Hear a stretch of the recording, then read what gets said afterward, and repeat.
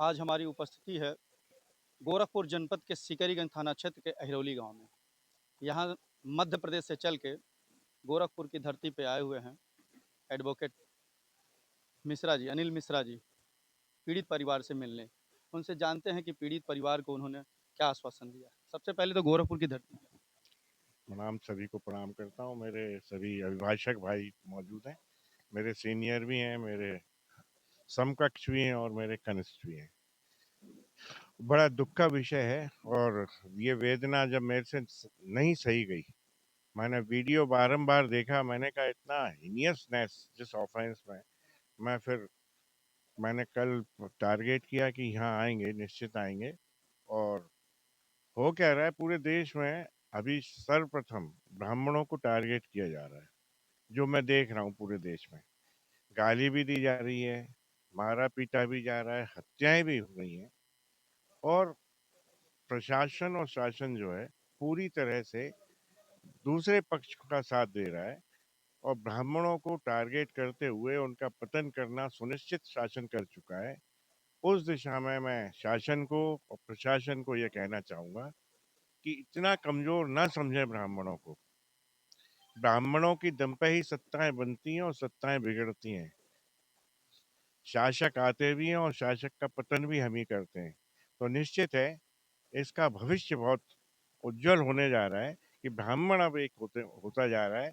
जब ये देख रहा है कि ब्राह्मण लगातार पतन की ओर अग्रसर है, तो उस दशा में अब ब्राह्मण में जो यूनिटी है, उस यूनिटी को लेके ब्राह्मण अब अपने अनुसार सत्ताएं बनाएगा और अपने अनुसार ही प्रशासन चलाएगा। हम ब्राह्मणों का उत्थान देखना चाहते हैं। जिस जिस तरह से उत्तर प्रदेश सरकार और Uttar Pradesh police zero tolerance की नीति की बात करती है, और अभी गोरखपुर में करीब 40 दिन हुए, 40 दिन में करीब 7 हत्याएं हो गई, जिसमें एक 10 वर्षीय मासूम बच्ची का जिला अस्पताल से एक पुलिस वाला है अपहरण करता है और उसका रेप करता है, हत्या कर देता है। उस पे भी उत्तर प्रदेश सरकार के तरफ से, न विपक्ष के तरफ से कोई ट्वीट आता है, न कोई उस पीड़ित परिवार से मिलने जाता है। क्या कारण है कि उत्तर प्रदेश की जो नीति, जो देश में डंका बजाई जा रही है और हिंदुत्व का चर्चा हो रहा है, उस पे आप क्या कहेंगे? देखिए, चाहे कोई सी सरकार हो, उत्तर प्रदेश तो इस राजनीति का गढ़ माना जाता है। देश को राजनीति यहीं से संचालित होती है। उत्तर प्रदेश में जो हिंदुत्व का डंका पीटा जाता है वो टोटल फर्जी है। जहां ब्राह्मणों का पतन होना प्रारंभ हो गया हो, वहां निश्चित है हिंदुत्व नहीं रह सकता। जब तक ब्राह्मण है तभी तक सनातन और हिंदुत्व है, अन्यथा हिंदुत्व और सनातन कहीं नहीं है। तो जो सत्ताएं कह रही हैं कि हम सुरक्षा कर रहे हैं, जीरो टॉलरेंस की नीति अपनाए हुए हैं, यहाँ मुझे तो प्रतीत हो रहा है, मैं उत्तर प्रदेश में काफी दिनों से आ जा रहा हूँ, लोगों के बीच मिल रहा हूँ, बैठ रहा हूँ। तो मैंने जो देखा कि उत्तर प्रदेश में सिर्फ पुलिस प्रशासन ही चल रहा है और कुछ नहीं चल रहा। पुलिस जिस दिशा में चाहती है, जैसा चाहती है, वैसा होता है। और उसको पुलिस को ये टारगेट दिया गया है, जो मेरे को लगा कि किसी भी तरह से ब्राह्मणों को ऊपर नहीं आने देना है, उनको नीचे दबा के रखना है।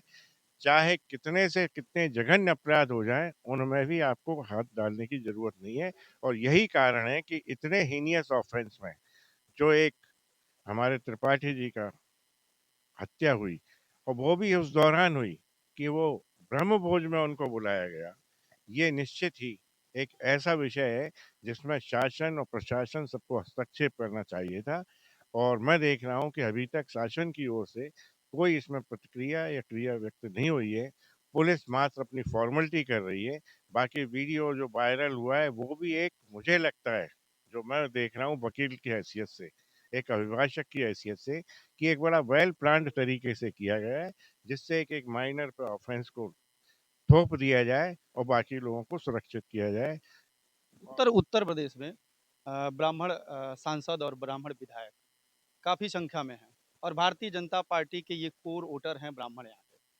और उनकी ही हत्याएं, उनका ही शोषण अगर हो रहा है, तो उन नेताओं के लिए आप क्या कहें? मैं उन नेताओं को आज ब्राह्मणों की श्रेणी में नहीं गिनता, क्योंकि मैंने कहा है कि अगर जो हमारे समाज और हमारे परिवार और अपने परिवारों की सुरक्षा नहीं कर सकता, अपने परिवारों का उत्थान नहीं कर सकता, मैं उसे ब्राह्मण नहीं मानता।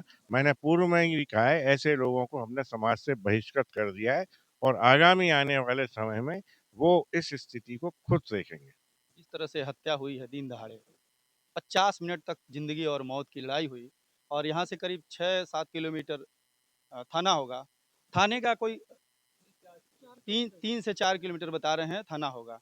जिस तरीके से 50 मिनट मेरा मानना है कि 50 मिनट कम से कम यहाँ से और जहाँ पे मारा गया, तो 50 मिनट में यही पुलिस कोई खुलासा करना होता है, तो बताती है हमने ये कर दिया, वो कर दिया। तो क्या उस टाइम इनके मुखबिर नहीं सूचना दी? देखिए, मेरी जो मैंने अभी सुना, सूचना भी प्राप्त हुई कि घटना की सूचना तो वहीं से दे दी गई थी जहाँ पर ब्रह्मोस चल रहा था। क्योंकि पहला अटैक जो हुआ था त्रिपाठी जी पे, वो वहीं पे हुआ था और उसके बाद एक बड़े वेल प्लान्ड तरीके से अस्पताल ले जाने के बहाने किसी ऑटो में लादा गया, जंगलात में ले जाया गया। पुलिस की ड्यूटी ये थी, सूचना मिली थी, 1 घंटे का समय लगभग इस पूरे उसमें लगा, क्रियाकलाप में, षड्यंत्र में। तो पुलिस चाहती तो उनके जीवन को सुरक्षा कर सकती थी, बचा सकती थी, लेकिन पुलिस यहाँ सत्ताओं के सामने असहाय है और जो उसको निर्देश और आदेश दिए गए कि किसी भी प्रकार से ऐसे मामलों में जहाँ ब्राह्मण हो, जहाँ जघन्य अपराध हो रहे हैं, उनको बिल्कुल प्रोटेक्ट नहीं करिए, संरक्षित मत करिए। उसी का कारण है कि ना तो आज मुख्यमंत्री बोले हैं, ना ही हमारे समाज के कोई मंत्री या राजनीतिक नेता बोले हैं। आज स्वर्गीय शिव कुमार त्रिपाठी के दरवाजे पे आज मध्य प्रदेश से आप चल के आए हैं।